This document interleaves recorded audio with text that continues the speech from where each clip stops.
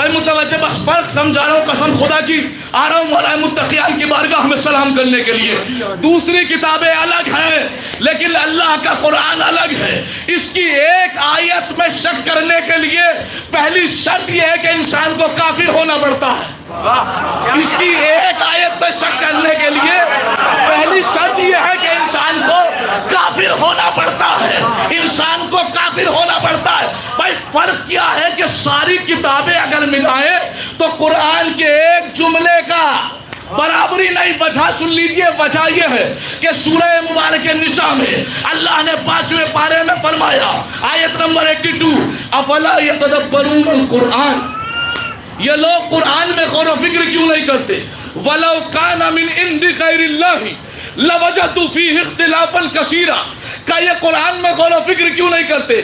اگر یہ قرآن غیر خدا کی طرف سے ہوتا تو اس میں اختلاف پایا جاتا، اس میں غلطیاں پائی جاتی، اس میں کمی پائی جاتی، اس میں کاستی پائی جاتی، اس میں عیب پایا جاتا، اس میں ریب پایا جاتا.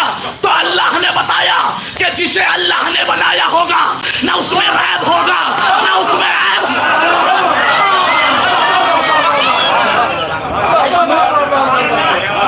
نہ اس میں ریب ہوگا نہ اس میں عیب ہوگا. لیکن جسے دنیا نے بنایا ہوگا اس میں غلطیاں بھی ہوگی، اس میں کمیاں بھی ہوگی، لیکن جو اللہ کا بنایا ہوا ہوگا وہ A to Z عالم ہوگا. اس لیے کہ قرآن نے کہا وَلَا رَتْبٍ وَلَا يَابِسٍ إِلَّا فِي كِتَابٍ مُبِينٍ، ہر خشک و تر قرآن میں ہے. قرآن نے کہا وَمَا مِن دَابَّةٍ فِي الْأَرْضِ إِلَّا اللَّهُ رِزْقُهَا وَيَعْلَمُ مُسْتَقَرَّهَا وَمُسْتَوْدَعَهَا كُلٌّ فِي كِتَابٍ مُبِينٍ، کہ ہر چیز قرآن میں ہے. تو جیسا قرآن ہے چونکہ اللہ نے بنایا ہے تو ایسا ہی جس کو اللہ بنائے گا وہ ہر چیز کا عالم ہوگا. بھیا فرق سمجھ لو، جسے اللہ بنائے گا وہ عالم ہوگا، جسے دنیا بنائے گی اس کی کوئی گارنٹی نہیں ہے. بس وجہ یہی تو ہے کہ جسے اللہ نے نبی کے ہاتھوں سے غدیر میں بنوایا تھا وہ اتنا بڑا عالم تھا کہ منبر سے سلونی کا دعویٰ کر رہا تھا. جسے لوگوں نے زبردستی سقیفہ میں بنایا تھا وہ پوری زندگی بیٹیوں سے ہی پوچھتا رہا.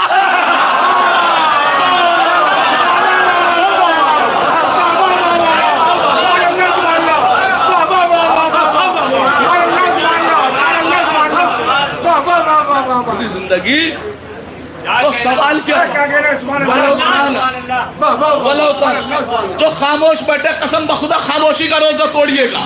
میں آگے بولوں گا، آ رہا ہوں کسی منزل کمال پہ، اس لیے کہ جناب امیر کے فضائل جہاں ہوتے ہیں امام نے فرمایا جب بھی ہمارے جد کے فضائل ہوتے ہیں یہ کام ایک ہوتا ہے، اس کے اثر تو ہوتے ہیں. اگر مومن کے کانوں میں جاتا ہے تو اس کے ایمان میں اضافہ ہوتا ہے، منافق کے کانوں میں جاتا ہے تو اس کے نفاق میں اضافہ.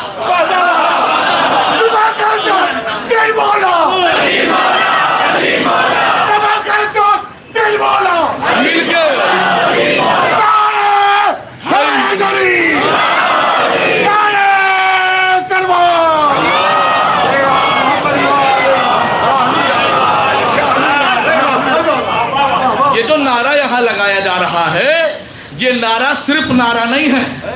اگر آپ کو اس کا وزن ناپنا ہے نا تو کبھی اپنوں کے درمیان میں اس کی اہمیت نہیں پتہ چلے گی یہ کتنا وزنی ہے. اس کا وزن وہاں پتہ چلے گا جہاں مجمع غیروں کا اور نعرہ حیدری لگا دیا گیا.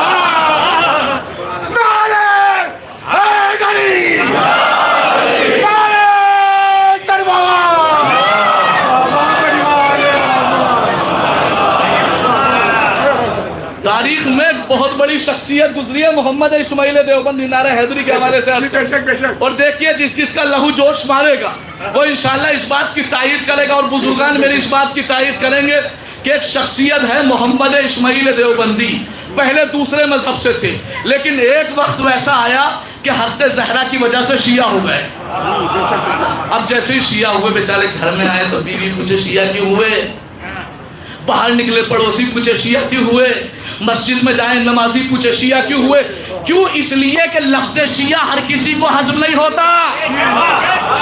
سننا نوجوانوں، ہاتھ جوڑ کے گزارش کر رہا ہے حافظ محمد رضا، کبھی شرما کے نہ کہنا کہ ہاں ہم شیعہ ہیں، سینے کو تان کے فخر سے گردن کو اٹھا کے کہنا نانو شیعہ تو علی ابن ابی طالب.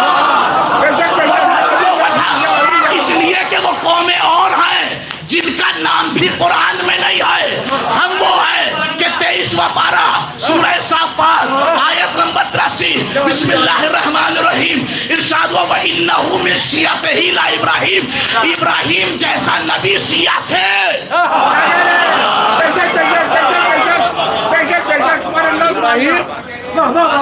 ابراہیم جیسے نبی وَإِنَّهُ مِن شِيَعَتِهِ لَإِبْرَاہِیم.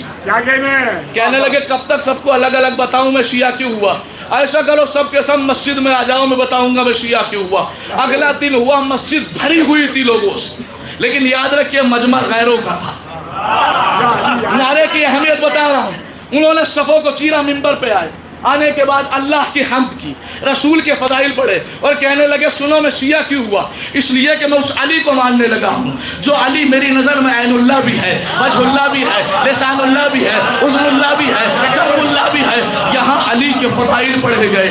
ایک اکیلا چاہنے والا بیٹھا تھا، اس کے پاکیزہ لہو نے جوش مارا، محبت زبان تک آئی، بے ساختہ نکل گیا نعرہ حیدری.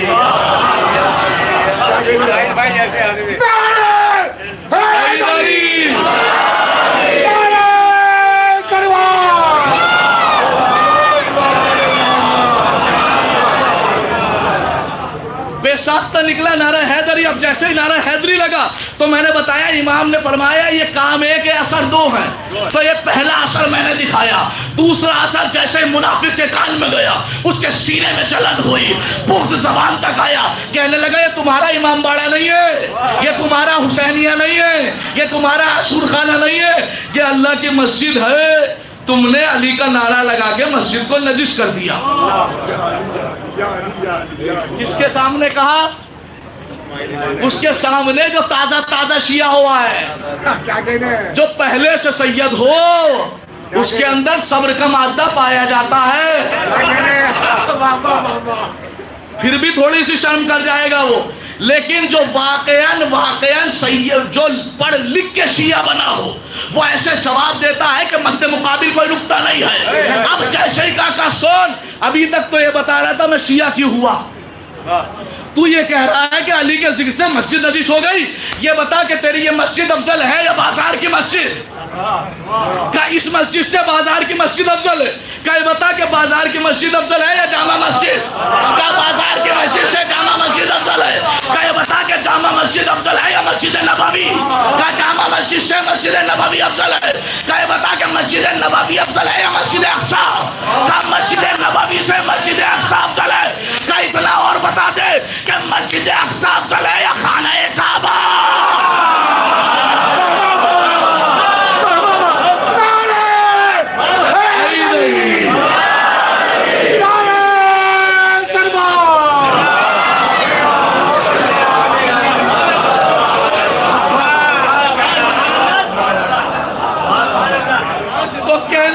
دنیا کے ہر معبد سے، دنیا کی ہر پرستشگاہ سے اللہ کا کعبہ افضل ہے. اللہ کا کعبہ. پھر محمد اسماعیل دیوبندی مسکرایا اور مسکرانے کے بعد باقاعدہ آنکھوں میں آنکھیں ڈالی اور بے ساختہ کہنے لگا سن، ارے جب مانتا ہے کہ اللہ کا کعبہ افضل ہے تو سن، تیرا کعبہ اس وقت تک پاک ہی نہیں ہوا جب تک علی نے آ کے پتلا ہی نکالے.